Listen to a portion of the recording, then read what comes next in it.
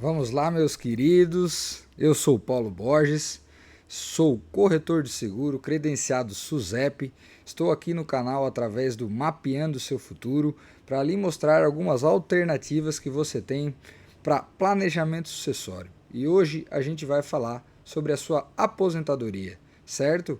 Além do sistema de INSS, a gente tem uma alternativa muito recorrente, muito utilizada, que são os nossos planos de previdência privada, certo?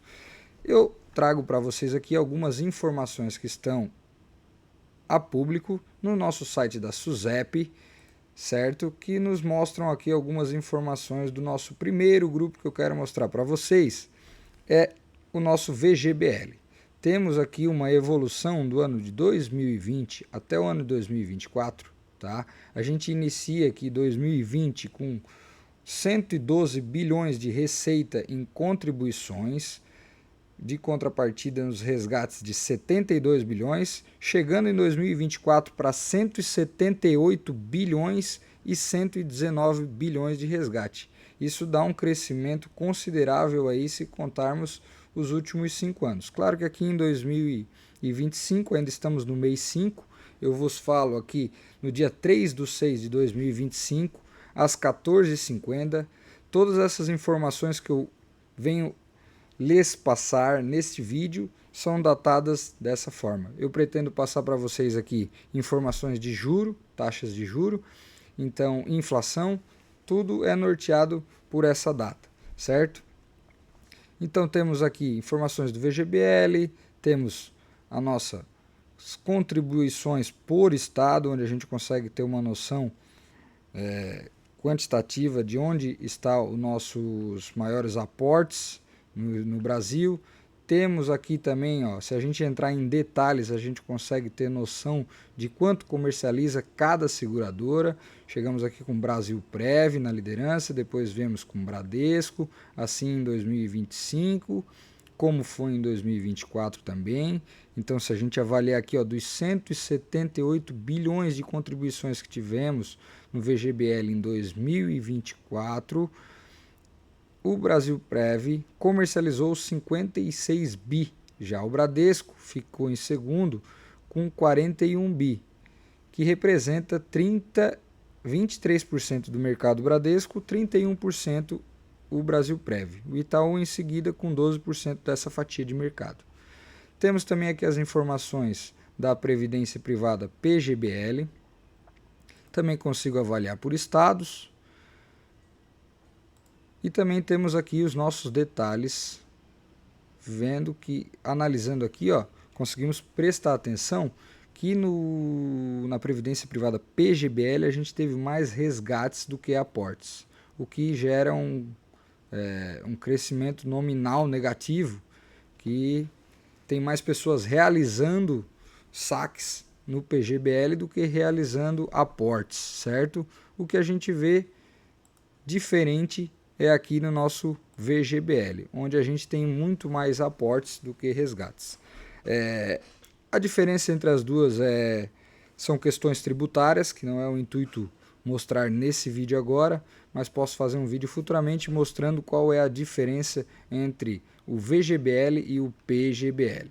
Então eu tenho a intenção de mostrar para vocês qual é o poder que a nossa matemática financeira, os juros compostos, podem fazer no seu futuro.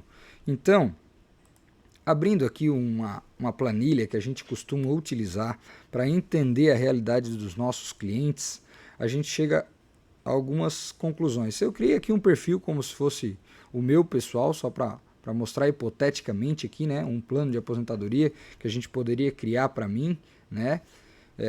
A gente inicia sempre com uma data para a gente ter um norte, né? E aí a gente vem com o nome, os dados pessoais da pessoa, o estado civil também que influencia tudo, essa questão de estado civil, quantidade de dependentes, tudo isso vai nortear como é que a gente vai realizar esses aportes, como é que a gente precisa fazer um aumento de aportes de acordo com a sua carreira. Isso tudo vai fazer diferença com a idade dos seus dependentes e como está a sua vida profissional. Então, hoje, tendo aqui uma idade de 37 anos, a gente sempre tenta nortear aqui. Isso é uma pergunta que a gente faz, mas não é algo que vá interferir lá na frente. A gente pode fazer alterações de acordo com a gente vai fazendo os aportes, mas a gente sempre procura ter um norte de com que idade que a gente vai começar a fazer os resgates, né? Eu considerei aqui uma idade de 67 anos. Hoje eu sou um profissional corretor de seguros autônomo, certo? Então a gente procura criar aqui, ó, 4 fases, né, na carreira do profissional, que são elas. Na primeira fase é a fase de especialização. A gente pode ter aqui consideração de alguns anos. Eu já me considero que não estou mais nessa fase de especialização, então coloco aqui 0. Então aí a gente vem para uma segunda fase, que é início de carreira. Então a gente pode desempenhar quanto tempo que a gente vai ficar nesse início de carreira, quanto tempo a gente vai estar na nossa carreira consolidada, aproximadamente 15 anos. Então a gente vai pegar basicamente o nosso tempo que a gente vai querer ficar contribuindo, que neste caso aqui deu 30 anos, e fazer uma divisão aqui para conseguir mensurar os valores de aporte. Então a gente pode fazer traçar umas metas de aportes diferentes de acordo com como está a sua carreira. Então digamos que no início da carreira você vai precisar fazer aportes menores, certo? Porque você ainda está iniciando a sua carreira, a sua renda ela não é de acordo com o que você pretende chegar, então você vai fazer aportes menores. Quando você chegar numa consolidação de carreira, após 3 anos trabalhando como corretor de seguros, por exemplo, você vai dobrar os seus aportes. Isso vai fazer uma grande diferença lá na frente quando você for se aposentar, certo?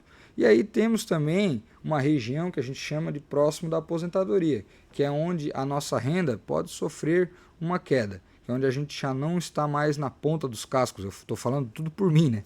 A gente não está mais tanto na ponta dos cascos, a gente pode querer diminuir um pouco essa quantidade de aportes e os valores. Neste caso, eu vou deixar os aportes fixos para esse primeiro vídeo. Posteriormente, a gente pode trabalhar de maneira diferente e fazer aportes diferentes de acordo com o nível da carreira que a gente está ocupando no momento. Então vamos lá. A gente procura sempre entender aqui, tá, algumas situações da vida da pessoa. Isso é muito importante. Então a gente inicia da seguinte maneira. O cliente tem um aporte inicial para iniciar esses investimentos? Ou ele vai fazer aportes mensais corriqueiros e não possui nada para dar de entrada? Então a gente faz essa avaliação. Digamos aqui que a gente comece do 0 e aí nós temos aqui fazendo a sequência uma avaliação de como está a vida financeira dessa pessoa. Então a gente vai chegar aqui numa renda anual atual de R$5.000 por mês. A gente faz uma avaliação de quais são os financiamentos que essa pessoa tem. Digamos que eu tenha um financiamento de R$1.900, contando o meu imóvel mais o meu carro, talvez, alguma coisa nesse sentido. Não preciso também entrar em detalhes do que são os custos da vida da pessoa, que esse não é o intuito do nosso trabalho, aqui neste caso. Chegamos à conclusão que o nosso cliente tem um custo aproximado por mês de R$2.600, isso nos daria um saldo para aportes na Previdência Privada de R$500, certo? Esse aqui são os nossos aportes mensais. Lembrando sempre que vocês verão posteriormente no gráfico que a gente vai mostrar aqui, que a constância desses aportes ela é de extrema importância para a gente chegar lá no final dos 30 anos e ter adquirido uma condição real de conseguir fazer as realizações e ter uma vida tranquila sem preocupações. Então isso é muito importante porque é ali que a nossa matemática financeira, os juros compostos vão fazer todo sentido na nossa aposentadoria. Algumas informações que a gente não pode deixar passar em branco, tá? Que a gente precisa trabalhar em cima disso, é na nossa taxa Selic, que é onde vai nortear qual é o nosso, digamos assim, rendimento dos fundos que a gente trabalha, certo? Então, digamos que a nossa taxa Selic hoje ela vai estar em 11%. A gente mensura isso de acordo com o mercado. Eu trouxe aqui para vocês uma informação coletada no dia de hoje, dia 3/6/2025, do que o nosso mercado precifica de taxa de juros para o futuro. Então temos aqui a precificação da taxa de juros para 2026, para 2028, para 2030, 2034 e 2040. Neste modelo eu criei essa curva de taxa de juros futura que a gente chama. Por que eu faço isso, tá? Vamos supor que eu vou estar realizando aportes mensais durante 30 anos. Obviamente que a nossa taxa básica de juros Selic, ela não vai ser sempre linear, então vai sofrer alterações. E eu não posso nortear o meu investimento para a minha aposentadoria em cima de uma taxa de hoje. Eu preciso pegar um compilado desses 30 anos para nortear quanto que eu vou precisar investir para adquirir a quantidade necessária de valores para eu conseguir me aposentar daqui 30 anos. Então eu não posso usar a taxa de hoje projetando ela para 30 anos. Eu gosto de olhar aqui o site do Banco Central para tirar algumas informações. Então vamos lá. Nós temos aqui no site do Banco Central o nosso querido IPCA, que a gente vai falar depois, e nós temos aqui também a nossa taxa Selic. Então se a gente pegar e fazer uma avaliação aqui dos nossos últimos 10 anos, que é o que temos aqui em imagem, nós saímos de 14,25, chegamos a 2%, 13,75 e hoje estamos numa taxa de 14,25 para o Brasil, certo? Eu não gosto de realizar uma perspectiva em cima de uma taxa assim alta, até porque eu acredito que um país emergente como o nosso não consiga se sustentar por 30 anos a uma taxa básica de 13%, digamos assim. Então, para uma avaliação coerente aqui, nos nossos números, eu não vou me basear em taxas de rentabilidade em cima de 13%, certo? Eu gosto de trabalhar com algo em torno de 8%, que é uma taxa que a gente consiga mensurar de maneira mais, digamos assim, realista, certo? Até porque se a gente avaliar ao longo prazo os efeitos que que essa taxa de juros alta causa no nosso país, realmente fica difícil da gente justificar isso. Então eu costumo trabalhar e gosto de trabalhar com a ideia de que daqui a 5, 10 anos a gente consiga estabilizar a nossa taxa Selic em 8%. Então se a gente pegar uma média dos próximos 30 anos, a gente trabalha em cima desse 8%. Lembrando sempre que eu estou mostrando para vocês aqui que a nossa realidade hoje não é essa. Eu estou subestimando, certo? Hoje, os nossos aportes, as nossas economias, elas estão rentabilizando em cima de uma taxa Selic de 13%. Então, se a gente pegar o nosso CDI hoje, ele está norteado através dessa taxa. Então, a gente consegue hoje taxas boas para nossas aplicações, correto? Então, eu costumo trabalhar desta maneira, tá? Trabalhando com taxas de juros aqui na nossa avaliação menores do que a gente consegue avaliar aqui pelo nosso mercado, a precificação do nosso mercado nessa data de hoje. Então vamos lá. Mais algumas informações, ó. Como eu falei para vocês, ia chegar na hora do nosso querido inflação, a nossa querida inflação, IPCA. Então vamos lá. Vou abrir aqui o nosso gráfico do querido IPCA. Temos também aqui as informações do Banco Central de maio de 2015 até maio de 2025. Então são 10 anos de histórico aqui, que a gente chega a 10%, cai para 1,88%, chega num pico de 12,13%, depois a gente estabiliza aqui em torno de 3 a 5%, e o nosso querido Banco Central mostra para a gente, essas duas linhas tracejadas aqui são a nossa meta, né? Então, nós temos a banda inferior da meta e a banda superior da meta. O que o nosso IPCA traz aqui, até 2027, é algo em torno de máximo 5,77, chegando aqui a 4,5% lá para maio de 27. Essa é uma outra realidade do brasileiro também, né? A gente é acostumado a trabalhar com inflação alta, né?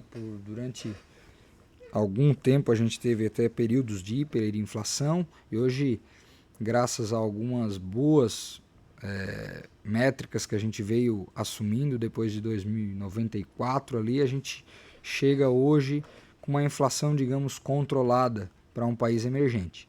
Tá? Então, eu fiz uma pergunta para a inteligência artificial aqui, de quanto foi a nossa inflação, o nosso IPCA nos últimos 20 anos, tá? Numa janela aí de 2005, até 2024.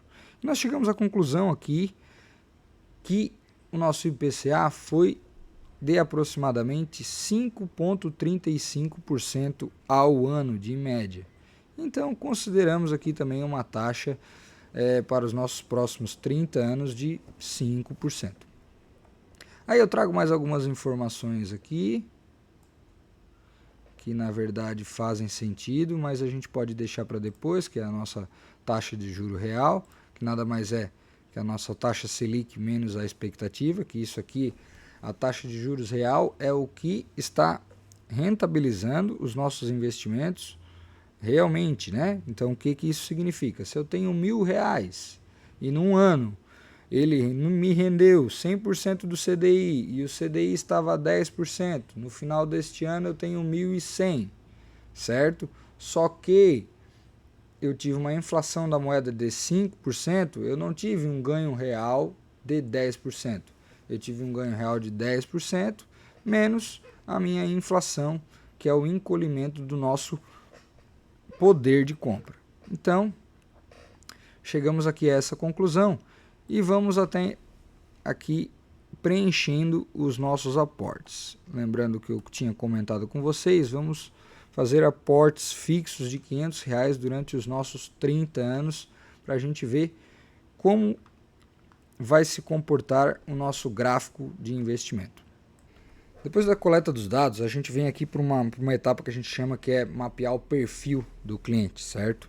E eu vou explicar para vocês por que a gente precisa fazer isso. Dentro de cada companhia seguradora, a gente tem uma série de fundos de previdência, certo? Então, esses fundos trabalham de maneiras diferentes.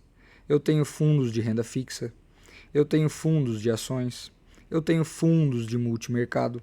Então, cada fundo desse possui características e liberação para trabalhar em diferentes mercados, certo? Então, qual é o trabalho nosso neste caso? É identificar como é o perfil do nosso cliente para nortear esta pessoa para o fundo correto.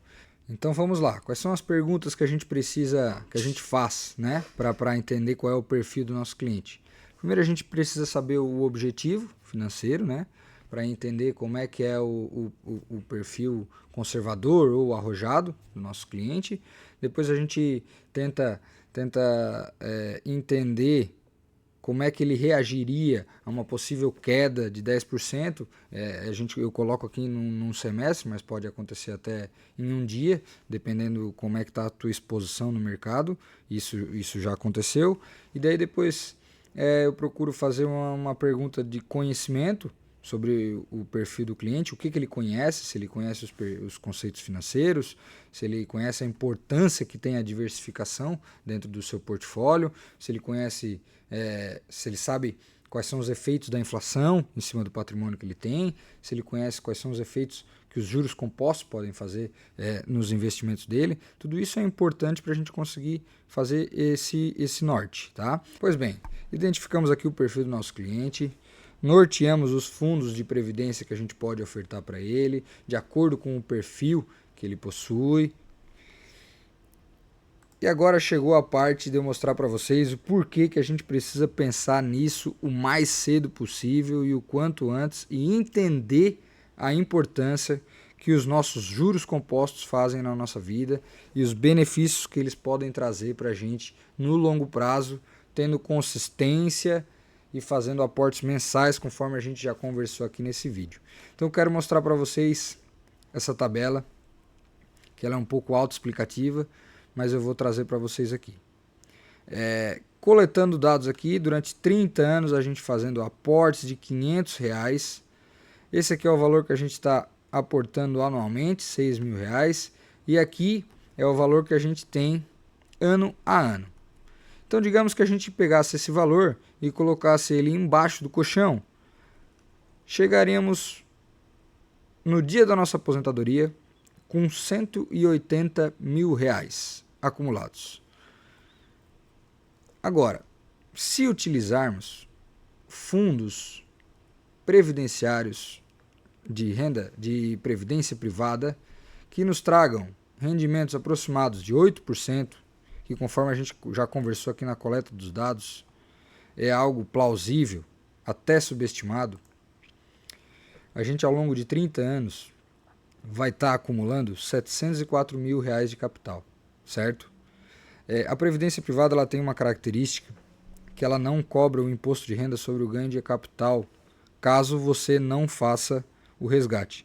Então, se você não fazer nenhum resgate ao longo dos 30 anos, você não vai pagar o imposto de renda sobre o acúmulo de capital, certo? Diferentemente, por exemplo, se você estiver investido em algum CDB, certo? O CDB ele tem um prazo máximo de 1.080 dias. Então, a cada 1.080 dias você vai ter que pagar esse imposto sobre o que rendeu, certo? Então, na previdência privada, se você não fazer nenhum resgate ao longo dos 30 anos, você vai acumular esse valor sem a incidência desse imposto de renda. Esse é um dos benefícios da nossa previdência privada.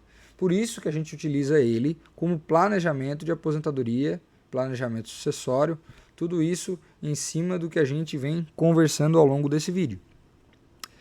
Mas o mais importante que eu quero mostrar para vocês está aqui. Este gráfico ele mostra muito bem a importância da gente ter aportes mensais, não fazer resgates, para conseguir chegar num nível de aposentadoria neste sentido. Fazendo aportes de R$500, a gente vai acumular ao longo de 30 anos R$704.000. Se a gente tivesse colocado embaixo do colchão, a gente teria R$180.000. Isso aqui mostra a importância da gente saber utilizar as ferramentas que a gente tem no mercado ao nosso favor. Isso é a maravilha dos juros compostos. Beleza, Paulo, tranquilo, estás aposentado. R$704.000 é um bom montante, certo? Nem sempre. A gente precisa fazer uma outra avaliação. Qual é essa outra avaliação?